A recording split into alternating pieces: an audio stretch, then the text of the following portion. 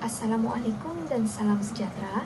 Saya dan Nur Ain binti Robert, nomor metrik saya 98662.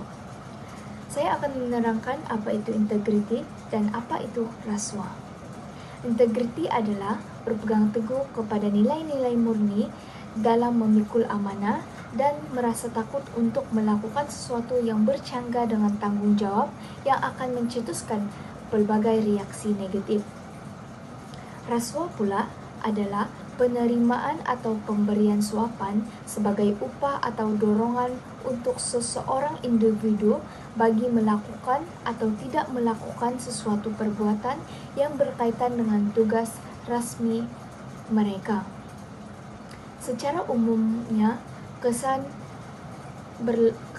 berlaku rasuah adalah hilangnya kepercayaan rakyat terhadap pentadbiran negara dan menjejaskan keharmonian dan perkembangan negara.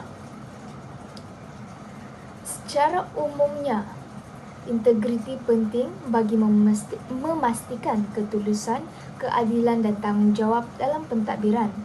Selain itu, integriti penting bagi meningkatkan kepercayaan dan hubungan baik rakyat dengan pemimpin.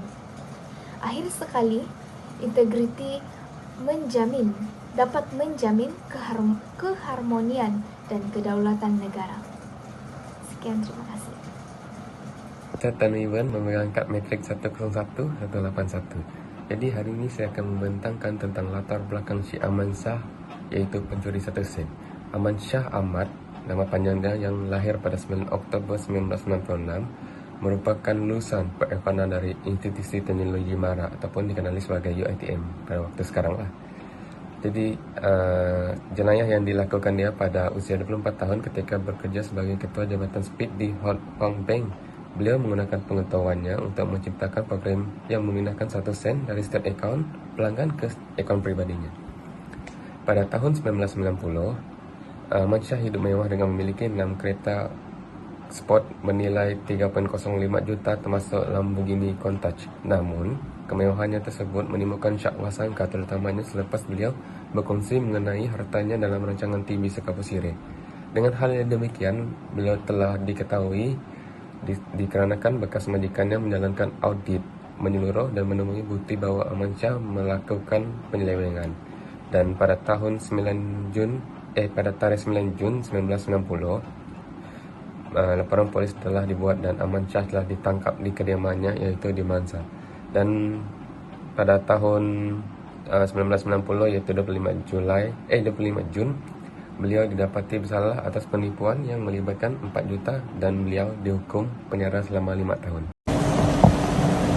Selamat sejahtera, saya Michelle Jamil 99692. Saya akan membentangkan faktor-faktor Aman Shah mencuri 1 sen daripada setiap akaun pelanggan Hokwa Bank. Pertama adalah keinginan mendapatkan keuntungan pribadi. Aman Shah mencuri 1 sen daripada setiap akaun untuk keuntungan besar secara tersembunyi. Contohnya, jika 1 juta pelanggan, beliau boleh memperolehi 10.000. Dengan cara ini, beliau dapat membiayai gaya hidupnya yang mewah. Salah satu contohnya ialah membeli kereta sport. Kedua adalah kelemahan sistem perbankan. Kelemahan sistem keselamatan perbankan memerlukan kehilangan kecil yang tidak dikesani. Contohnya, transaksi 1 sen terlalu kecil untuk diambil perhatian sistem ataupun audit bank. Terakhir ialah psikologi dan etika kerja yang lemah. Kurangnya integriti dan keinginan pribadi yang tinggi mendorong Aman Shah melanggar etika kerja. Contohnya, beliau melihat peluang ini tanpa memikirkan risiko seperti kehilangan kerja dan juga hukuman. Saya Borongketara binti Morrison 101308 akan meneruskan perbincangan, yaitu kesalahan yang dilakukan dikaitkan dengan akta. Sistem undang-undang mengawal kelakuan masyarakat dan melindungi hak individu. Aman Shah melakukan kecurian RM4.1 juta daripada Hokwa Bank dengan mengambil sejumlah sekecil secara diam-diam. Tindakannya membawa kepada akibat undang-undang yang serius, termasuk tuduhan penyelewengan dan pengubahan wang haram. Dia disabitkan kesalahan mengikut Seksyen 408 Kanun Kesesaan yang boleh dihukum penjara 5 tahun, kemudian dikurangkan kepada 3 tahun 3 bulan. Kes itu menunjukkan kesan undang-undang kecurian tanpa mengira jumlah yang terlibat. Itu saja dari saya tentang kesalahan yang dilakukan dikaitkan dengan akta. Saya Abdi Rusun, anak Cina Apung, nomor metrik 101814. Di sini saya ingin membentangkan implikasi kepada individu. Sekiranya individu tersebut didapati melakukan pecah amanah, boleh dijatuhkan hukuman di bawah Seksyen 408 Kanun Kesesaan, membawa penjara tidak kurang setahun dan maksimum 14 tahun dengan sebat serta denda. Baiklah, kesan terhadap individu yang pertama ialah individu tersebut kehilangan pekerjaan kerana individu tersebut melakukan pecah amanah di dalam organisasi atau di tempat kerja. Yang kedua ialah hubungan peribadi akan semakin berkurangan. Itu dianggap individu tersebut melakukan pecah amanah adalah masalah yang besar bagi mereka dan mereka tidak ingin bergaul dengan individu tersebut. Yang ketiga ialah reputasi individu tersebut merosot kerana individu tersebut mempunyai latar belakang yang mengambil rasuah atau pecah amanah. Ini dianggap masalah yang besar dan organisasi sukar untuk menerima mereka lagi. Berbalik kepada kes Aman Shah, setelah didapati bersalah, Aman Shah dijatuhkan hukuman penjara selama 5 tahun oleh Mahkamah Seksyen atas kesalahan pecah amanah melibatkan jumlah wang kira-kira 4 juta. Saya Chrissy Elsia Richard, nomor metrik 101588, akan membentangkan implikasi kepada organisasi. Implikasi yang pertama ialah imej dan reputasi organisasi terjejas. Seperti mana yang kita tahu, jika kes ini diketahui umum, ia boleh menjejaskan reputasi organisasi. Persepsi bahawa organisasi terlibat dalam atau tidak cukup tegas terhadap kes kecurian boleh merosakkan imej di mata awam dan mengurangkan kepercayaan pelanggan. Implikasi yang kedua ialah peningkatan kos operasi. Walaupun kes itu kecil, ia boleh menyebabkan organisasi meningkatkan perbelanjaan untuk audit, kawalan dalaman dan sistem pemantauan bagi mencegah kes-kes serupa pada masa depan. Ini boleh meningkatkan kos operasi organisasi. Implikasi yang ketiga ialah penurunan moral pekerja. Kejadian mencuri walaupun kecil boleh memberi kesan kepada moral pekerja. Ia boleh mencetuskan rasa tidak puas hati jika pekerja merasakan bahawa organisasi tidak cukup serius menangani pelanggaran etika atau jika hukuman yang dikenakan tidak seimbang. Saya Priscilla Lenja Anastem 100795 akan membentangkan tentang implikasi kepada negara. Implikasi kepada negara dari segi kesan ekonomi iaitu Hock Hua Bank mengalami kerugian besar yang telah menjejaskan sistem perbankan negara. Kepercayaan pelabur merosot, menurunkan pelaburan asing dan nilai mata wang negara. Dalam pada itu, hutang kerajaan meningkat untuk menampung defisit bajet. Dari segi kesan politik dan tabik urus pula, kegagalan pengurusan kewangan telah mengganggu pembangunan negara. Dalam pada itu, kerajaan kekurangan dana untuk fasiliti dan gaji pekerja. Seterusnya, integriti institusi awam akan dipertikaikan. Dalam pada masa yang sama akan meningkatkan budaya rasuah. Rasuah telah menjejaskan kualiti perkhidmatan awam dan pelaksanaan polisi. Oleh itu, tindakan individu seperti kes Aman Shah si pencuri 1 sen ini boleh memberi impak yang sangat besar kepada negara. Kepentingan, tanggungjawab bersama amatlah diperlukan demi keadilan dan kesejahteraan masyarakat. Nama saya Mary Ann Michael, nombor metrik 99635.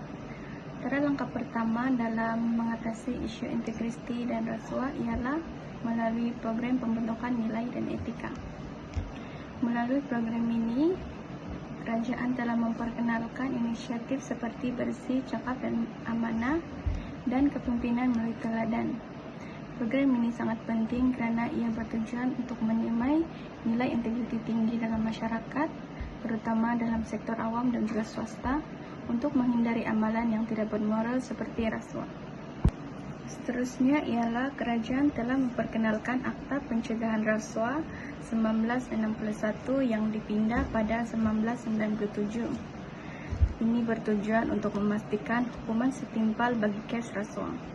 Akta ini juga memperkukuh pemantauan, terutamanya dalam sektor awam dan juga swasta, bagi membateras gejala ini secara menyeluruh.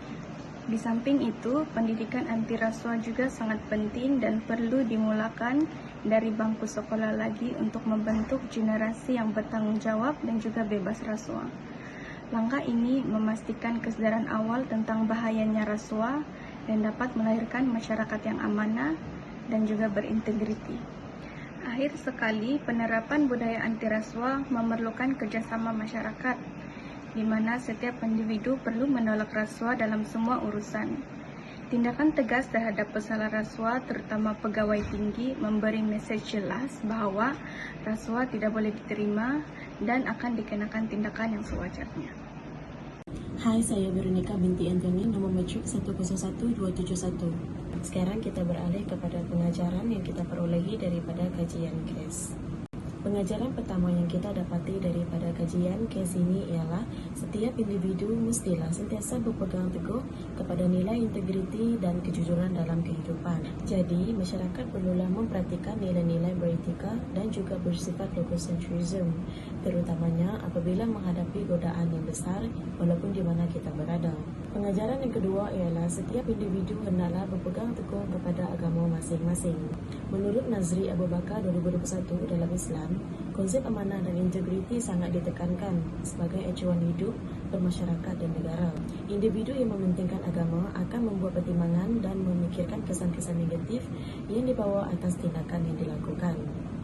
Oleh itu, agama adalah penting dalam membentuk sikap dan tingkah laku individu yang bermoral serta dapat menghindari melakukan kesalahan. Pengajaran yang ketiga ialah setiap individu hendaklah berwaspada terhadap semua perkara atau tugasan dalam kehidupan.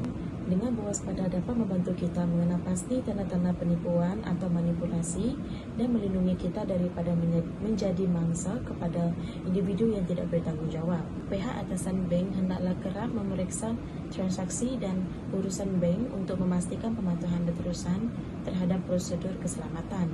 Oleh itu, kes pencuri atau penipuan tidak akan berlaku dengan mudah dan keyakinan pelanggan terhadap bank juga akan meningkat. Pengajaran yang terakhir dalam kajian kes ini ialah kita haruslah bertanggungjawab terhadap perbuatan sendiri. Oleh sebab itu, kes ini mengajarkan bahawa setiap individu perlu bertanggungjawab memperbaiki atau menerima kesalahannya agar tidak mengulangi kesilapan dan kesalahan yang sama. Dapat kita rumuskan bahwa penyelewengan dan rasuah memberi kesan buruk terhadap individu itu sendiri, masyarakat, institusi, dan negara. Oleh yang demikian, langkah pencegahan seperti pemantapan integriti, penguatkuasaan undang-undang, dan pemantauan ketat oleh pihak SPRM perlu dipertingkatkan. Pendidikan integriti sejak awal di sekolah juga penting bagi membentuk generasi yang berintegriti. Kesimpulannya, semua pihak perlu menjalankan peranan masing-masing bagi menangani masalah penyelewengan dan rasuah dalam kalangan masyarakat, serta dapat meningkatkan nilai integriti dalam diri masing-masing. Sekian, terima kasih.